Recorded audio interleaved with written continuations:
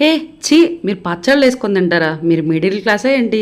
ఆ పచ్చళ్ళు నిలవబెట్టుకొని సంవత్సరం పాటు ఎలా తింటారే బాబు అని చెప్పేసి చాలామంది అంటే వాళ్ళు కొవ్వెక్కి కొంచెం డబ్బు మదంతో ఉన్నోళ్ళు మాట్లాడతారనమాట. అసలు పచ్చళ్ళ విలువ వీళ్ళకేం తెలుసండి బాబు.